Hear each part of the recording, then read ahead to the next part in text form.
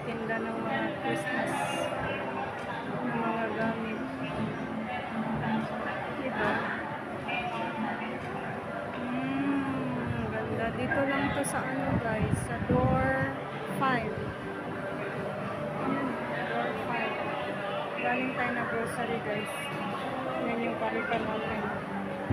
Ito muna tayo. Kasi nakita ko to. Ang cute, cute, cute. Ayan o. Ganda talaga, promise. Ayan o. May sapatos o. Wow. Super ganda. Ikot lang tayo guys. It's okay. Dito pa. Maganda, maganda.